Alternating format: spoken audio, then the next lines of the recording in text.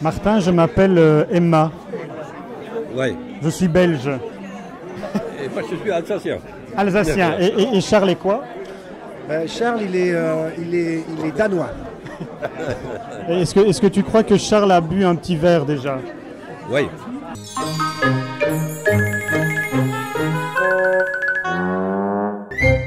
Bonjour Fifax. Bonsoir. Comment vas-tu? Bien.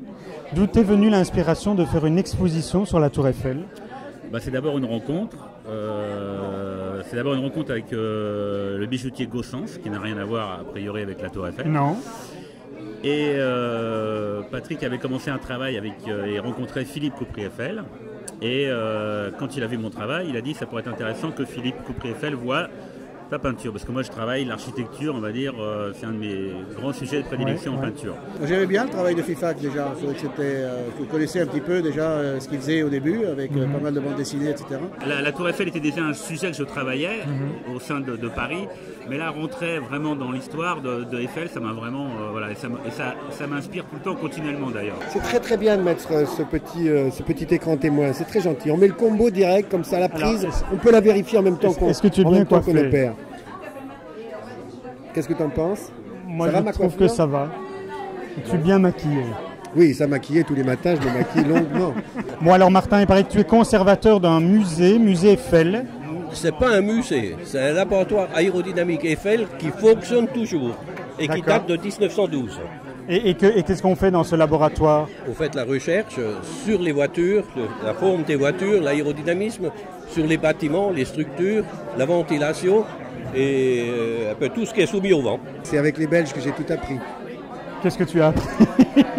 Ça me fait peur déjà. J'ai appris à fuir le chauvinisme français. Ah, ça c'est une très très bonne chose. Ah bah oui, je peux te dire qu'on en a besoin. Mais alors il y a quand même un autre événement ce soir, c'est qu'il y a un livre également que vous avez écrit. Oui, j'ai écrit un livre sur mon ancêtre qui s'appelle Eiffel par Eiffel. Parce que pourquoi Eiffel par Eiffel paraît prétentieux. C'est pas par moi. En fait, c'est beaucoup par les propres notes de l'ingénieur lui-même. Et que j'ai la chance d'avoir reçu de Valentine Eiffel, sa propre fille, avec qui j'ai eu la chance aussi de passer des moments d'exception jusqu'à l'âge de 15-16 ans. J'ai repris ces notes et je les ai mises en face de photos.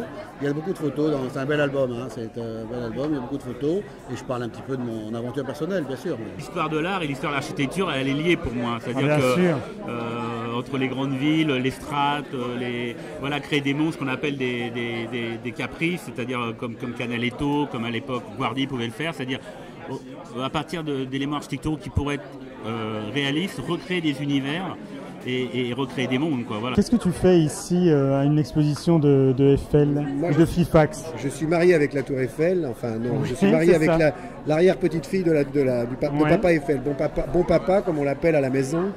Donc en fait, j'ai des affinités avec Eiffel, indirectement, par alliance. C'est pas une obligation. Ah non, pas du tout, j'adore. N'oublie pas que tu as certainement vu mon film. Lequel? Alors, parce que lequel film? Le journaliste est embarrassé, il se dit merde, le film sur Eiffel qui s'appelle Sur les traces de Gustave Eiffel. Pas du tout, je l'ai pas vu. Je l'ai signé, figure-toi, j'ai même fait la voix de Gustave Eiffel. On fait un peu la voix, c'est une imitation. Bonjour, je suis Gustave Eiffel. Non. C'est un très beau film qui s'appelle Sur les traces de Gustave Eiffel que je vous recommande. Qui est diffusé justement, c'est la famille qui raconte. Je prends l'histoire de Gustave Eiffel de 1832 à 1923. C'est-à-dire, je fais un panoramique sur toute son histoire. Attends, il y a Vincent qui s'en va. Vincent, est-ce qu'on pourra... Mais on ne peut pas voir mieux que Charles Berling dans une interview. Si on peut avoir Vincent Pérez. Il est empli de culture. Non, moi je trouve qu'on a 3 top modèles sur l'écran. Du coup, il a un regard sur les œuvres. Il arrive à les décortiquer, il arrive à en parler d'une manière absolument étonnante. Et donc, vous avez une chance inouïe d'avoir mon ami, mon grand ami. Ouais. Mais moi, tu sais que j'ai vu Vincent à Bruxelles et nous avons parlé de sa passion pour la bande dessinée. Ouais. Et donc, moi, ce qui m'intéresse, c'est de savoir, parce que ici, on voit Fifax qui est aussi du dessin.